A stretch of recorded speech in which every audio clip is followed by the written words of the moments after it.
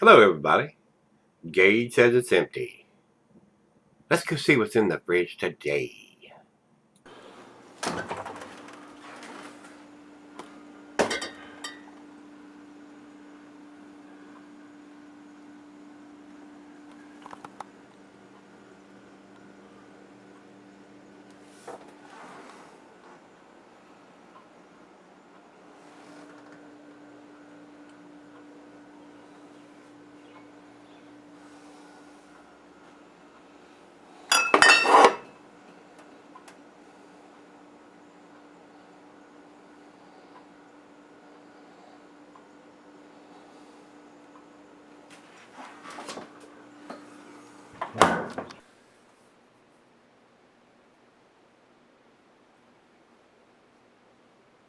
Hey everybody, thanks for stopping by Gregsbeerreviews today.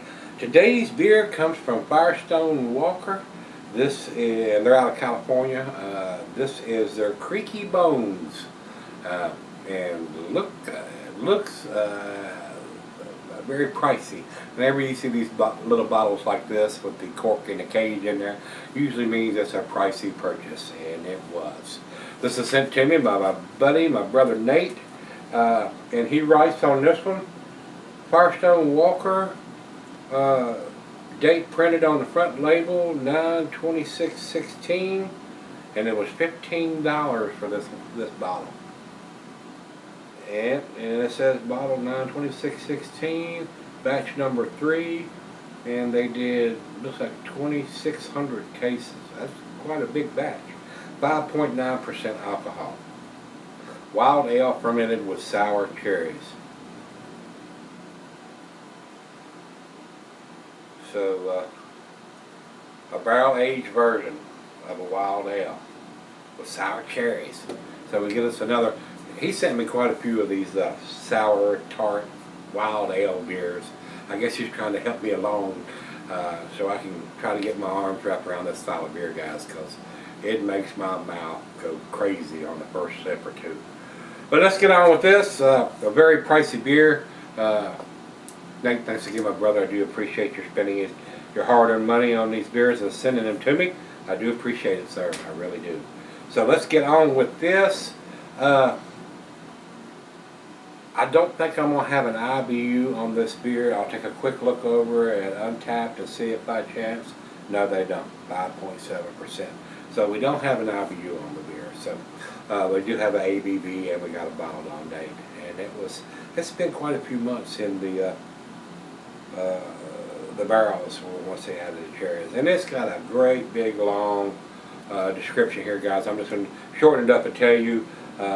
David Walker come to the brewers and ask them to do a sour ale, and this is the concoction they came up with for his 50th birthday. So let's see if we can get this thing up. These corked and caged beers always scare me because sometimes they come off very easy and have a little bit of a pop, and sometimes as soon as you take the cage off, the cork wants to pop out of it, and sometimes they'll spew all over the damn place, which I am not a fan of. Let's see what this one brings. And it's sweating profusely. Yeah, the cork is moving, so let's see what we get here. Nice little pop. Very nice. Plain Jane cork with nothing written on it. Now let's get it into the glass. Looks like wine, a Chardonnay or something coming out of the bottle here. Got a pinkish hue to it. Food pairing cheese, pepper, Monterey, pepper jack, your stronger cheeses, and the glassware blue tulip oversized wine glass. I got my favorite tulip glass, the Sovereign beer glass. And it says here can be sold for a long period. Well, it's only a 5.7. I don't know how long I would want to keep this. I don't know of anything that keep you from cellaring, so sure it'd probably keep for several years anyway. So I'm not really sure on this beer. I've never tried to cellar one of these wild ales or anything, but I do have some lambics down in the fridge. It's been down there about 7-8 years. Because when I bought them, I just wasn't into that style, so maybe I'll crack them open before too long. It does have a slight reddish pinkish hue, I guess, from the cherries. It had a nice a little over a finger, maybe a finger and a half of head on that pour. A lot of bubbles streaming up from the bottom of the glass. Good looking beer. There are a couple of particulates floating around in there. Let's get a nose to it. You definitely get a little bit of funkiness from the wild yeast. I do get some sweetness and tartness from the cherries. It smells very venomous. A little bit of grapes in there. Definitely tell it's got a sour kick to it though. It's probably going to make my mouth go, wow. It smells almost like a wine though, guys. Well, first beer of the day. Let's dive in and see what we got. Cheers everybody. Cheers, Nate.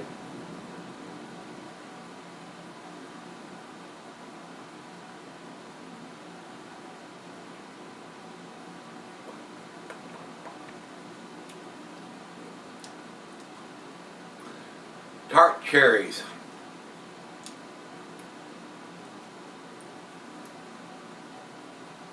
I'm getting some venomous, grape-ish berry taste. The cherries are standing out more than anything, along with the yeast, the wild yeast, the sour.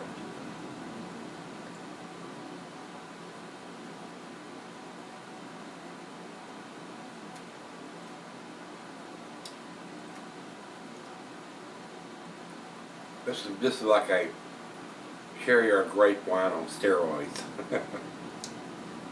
Because it's got that wild ale. They had wild yeast in there.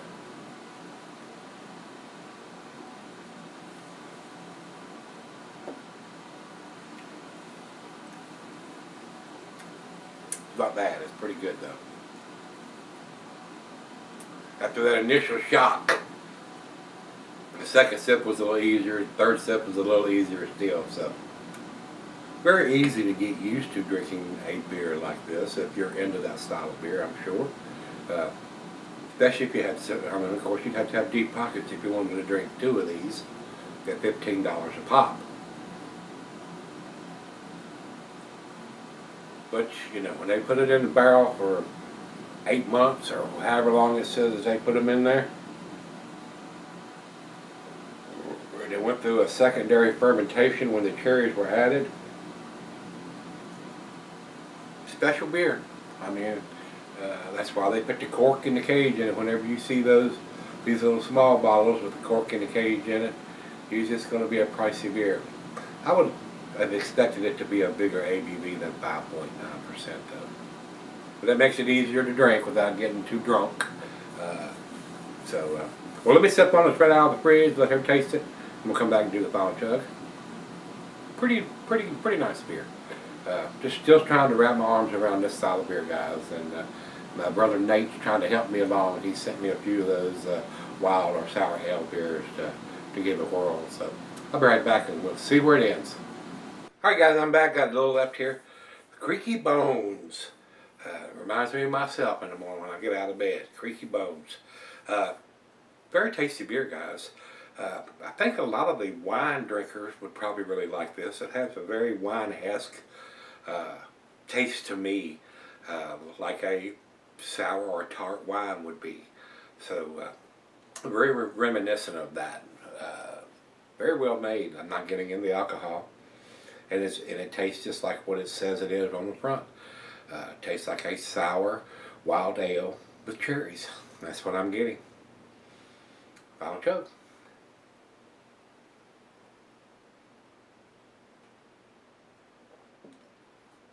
As I drink on it, it's easier to drink than it was from the very first shock.